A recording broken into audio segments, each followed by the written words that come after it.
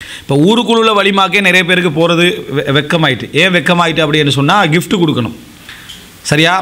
Gift கொடுக்குற ஒரு பிரச்சனையால் ஒரு வெக்கமான ஒரு உணர்வுலையே என்ன செய்கிறாங்க, அந்த வலிமாக்கு போகிறாங்க. இன்னும் வெறுங்கையோட போகிறது எப்படி இருக்குது அப்படி என்று சொல்லி என்ன அந்த மாதிரி ஒரு நிலைமைக்கு ஏதாவது ஒரு அதுக்கு தான் என்ன மொய் எழுதுறன்னு சொல்லி ஒருத்தர முன்கால உட்கார வச்சு நம்மளோட மான மரியாதையை வாங்குற மாதிரி என்ன அவர் உட்கார்ந்துருப்பார். அதை தாண்டி போகிறவங்களாம் பணத்தை போட்டு இன்றைக்கும் முஸ்லீம் கல்யாணங்கள்லாம் என்ன செய்யுது, அந்த மொய் எழுதுகிற ஒரு வளமை உண்டு இருந்துகின்றிருக்கு.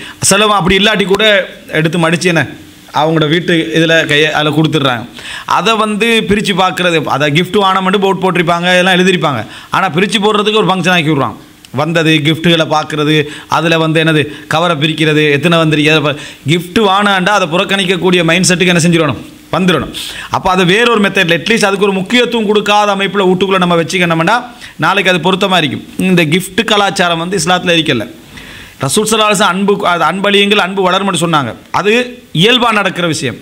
இது ஒரு புள்ள பிறந்தன்னு பார்க்க போனால் கூட என்ன ஏதாவது கொண்டு போகாட்டி நல்லம் இல்லையே அப்படின்றது. சஹாபாக்கட காலத்தில் அனசல்லாங்க பெற்ற பிள்ளைகளுக்கெல்லாம் ஒருத்தர் கிஃப்ட் கொண்டு போனால் நீங்கள் நினச்சி பாருங்க பாப்போம், 70-80 பிள்ளைகள் தொடர்ந்து கிஃப்ட் கொண்டு போனால் என்ன இருக்கும். அப்போ இந்த காலத்தில் ஓகே கிஃப்ட் சாத்தியம், ஒரு புள்ள பிறந்து அதுக்கு பிறகு இவன் சாகிற டைமில் அடுத்த புள்ள பிறக்குது. அதனால் அது இந்த காலத்தில் என்ன அது ஒரு சாத்தியம் என்று சொல்லலாம். அப்போ இவனே அதை பிளேம் பண்ணி செய்கிறான். குடும்ப கட்டுப்பாடு அந்த கட்டுப்பாடுன்னு சொல்லி புள்ள வானாண்டி இவன் பிளேம் பண்ணி செஞ்சுட்டிருக்கிற காலம். அப்போ இதில் பிரச்சனை இல்லை. அன்றைய காலத்தில் இப்படியான என்ன பிள்ளைகளை பார்க்க போகிறதுக்கு கிஃப்ட் எடுத்துகிட்டு போகிற ஒரு சம்பவம் நடந்திருக்குமா? ரசூலாங்கிட்ட எத்தனை பிள்ளைகளை கொண்டிருக்கிறாங்க. ரசூல் அங்கே பைத்துல் மாலிந்தி இவருக்கு ஒரு ஃபண்டு கொடுங்கன்னு சொல்லி என்ன ஏதாவது செஞ்சுக்கிறாங்களா? அப்படியெல்லாம் எதுவுமே நடக்கலை. ஆனால் அந்த கிஃப்ட் கொடுக்குறதுனால ஒரு ஆளோட வீட்டுக்கு போகிறண்டா கூட ஏதாவது வாங்கிட்டு போகிறது என்ன ஒரு பழக்கமெண்ட் ஆக்கிடுறாங்க. அது அடுத்தவனுக்கு ஒரு பெரிய ஒரு சங்கடத்தை என்ன செய்யுது ஏற்படுத்த. அவரும் திருப்பி வரதுக்கு யோசிக்கிறார். அவர் இப்போ வந்தாலும் எதாவது எடுத்துகிட்டு வரார், நம்ம என்ன தான் கொண்டு போகிறதுன்னு சரியாக கொண்டு போகிறது பிழையெல்லாம் இல்லை. வளமைப்படுத்தி அது ஒரு சிஸ்டம். நாங்களே இப்படி கொண்டு போகிற வளமை உள்ளவங்க ஒரு நாள் உடைச்சிடணும். அதை அப்படி கொண்டு போகிற வளமை உள்ளவங்க ஒரு நாள் உடைச்சிடணும். அவங்களோட எதிர்பார்ப்புகளை நம்ம வளர்த்துக்கொள்ளக்கூடாது. அவங்களோட எதிர்பார்ப்புகளை நம்ம வளர்த்துட்டு நம்மளே நம்ம சங்கடத்துக்குள்ளேயும் போட்டுக்கிறது பார்க்க போகிறதில்லை. ஏன் கொடுக்குற வளமை அதனால் பார்க்க போகிறதில்ல. அவங்க எதிர்பார்க்குற வளமை நம்ம தான் உண்டாக்கினது. அடுத்தவனுக்கு எதிர்பார்க்குற வளமை நம்ம உண்டாக்கி. அப்போ திருமணத்தில் வாஜிபண்டு போக நினைக்கிறவனே என்ன செய்கிறான், வெக்கப்படுறான். எதனால ஏண்டா இந்த கிஃப்ட் கலாச்சாரத்தால் வெக்கப்படுறான். அதுக்கு முன்னால் ஒரு டேபிள் போட்டு வச்சுக்கிறேன், கிஃப்ட் கூடாண்டு இதில் போட்டுட்டு விளங்கிட்டா முன்னால் டேபிள் போட்டு வச்சுக்கிறான். என்ன செய்ய சொல்ல மக்கள் கொண்டு வந்துடுறாங்க, இந்த டேபிளில் வைங்க என்னென்ன அதில் கொண்டு வந்து அதை அப்படியே அடுக்கிறிக்கோ இவன் அதை தாண்டி போவான். இவன் இந்த பக்கத்தால் போயிடுறான். விளங்கிட்டா கிஃப்ட்டை கண்டுனே கேட்டுக்கு வெளியால் அகந்த பக்கத்தால் போய் வச்சுக்கிறேன், ஒன்றும் கொண்டு வரலன்னு அவள் ஒரு மாதிரி நிலைமைக்கு ஆயிடுறான். அப்போ இந்த மொய் எழுதுகிற சிஸ்டம் இதெல்லாம் இஸ்லாமிய சமுதாயத்தில் கலாச்சாரமாக அது இருக்கவில்லை. இதை செய்யவும் என்னது கூடாது. மோசமான ஒரு சப்ஜெக்ட். அதை உட்காந்து தொப்பி போட்டத்தோடு உட்காந்து எழுந்திரிக்கிறாரா டேபிளை போட்டுக்கிண்டு. விளங்கிட்டா இது எப்படி அதுன்னு விளங்கலை. அப்போது இந்த இடத்துல அதை எடுத்து கவர்ப்பா பேரெல்லாம் போட்டு என்ன செய்கிறது அதில் போட்டுடுற. சிலவும் வெக்கத்தில் பேரை போடுறதில்லை. நம்மளை கண்டுபிடிச்சிடும் அடுத்துக்காக என்ன அதில் பேரை போடாமல் வச்சுட்டு வந்துடுறது. நான் வச்சுருந்தேன் பேரை போடாமல் வச்சிடுறேன். இவ்வளோ அமௌண்ட்டு தானே அவன் போட்டா அப்படின்னு நினைக்கிறது. அப்படி பேச கிஃப்ட் வானான்னு சொல்கிறவங்க திறந்து பார்த்துட்டு என்ன இவன் தேவையா அவனுக்கு இவன்ட்டே இஸ்லாமிய முறைப்படி மறுப்பு சொல்கிறேன். எப்படின்னா நான் இவன்ட்ட எதிர்பார்த்தமா இந்த 500 ரூபா வைக்கணுமா, இவன் எதிர்பார்க்கவே இல்லை. எதிர்பார்த்தமா இந்த 500 ரூபா வைக்கணுமா அப்படின்னா என்ன வெச்சத்தை கேவலமாக என்ன செய்கிற சொல்கிறது இஸ்லாமிய அடிப்படையில் சொல்கிறது என்ன நாங்கள் எதிர்பார்த்தமா இவன்ட்ட இல்லைன்ட்டு போக வேண்டியதானே.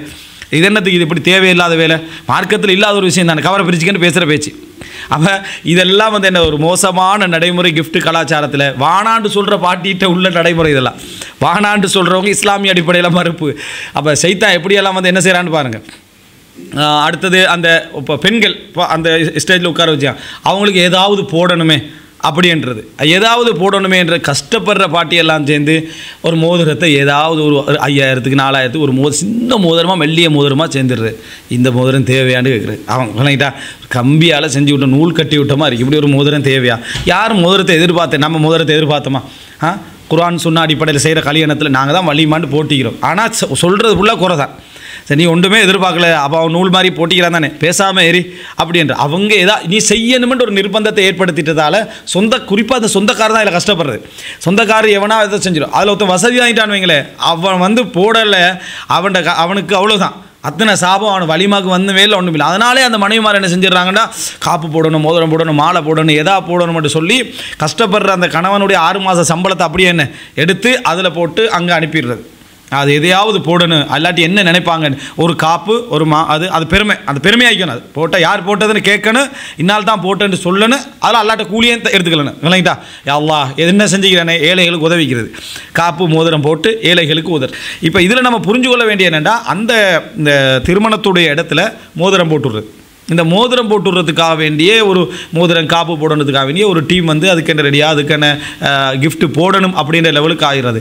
வீட்டுக்கு போன உடனே யார் இந்த மோதிரம் போட்டது யாருன்னு கேட்குறது, இது வந்து அவள் போட்டு போனா, அப்படியா, இது இந்த தாத்தா போட்டுட்டு போனா, அந்த மாமி போட்டு போனா, அவள் ஒன்றும் போடலையா, அவள் எங்கே போட்டாள் விளங்கிட்டு அவளோட கல்யாணத்தை நம்ம போடுறது, அவளை ஃபுல்லாக அவளுடைய மகளுக்கு எல்லாம் போடுறது, நம்மளோட ஒரே ஒரு மகள் தான் அதுக்கு போடுறது இல்லை. விளங்கிட்டா? எல்லாம் இப்படியே வளர்ந்துட்டாள். சரி, எங்களுக்கு இதெல்லாம் தேவையில்லை, அல்ஹம்துலில்லாஹ் அல்லாஹ் ரசூலுடைய அடிப்படையில் நம்ம கல்யாணத்தை செஞ்சுக்கிறோம், இதெல்லாம் நம்ம எதிர்பார்க்கறதும் இல்லை. எப்படி இது எதிர்பார்ப்புடைய உச்சகட்டம், குறை சொல்கிறதுல உச்சகட்டம். ஆனால் இஸ்லாமிய அடிப்படையில் சொல்லிக்கிறது என்னது, இஸ்லாமிய அடிப்படையில் சொல்லிக்கிறது. இந்த நிலைமை தான் பல இடங்களில் நம்ம என்ன செய்யணும் பார்க்குறோம்.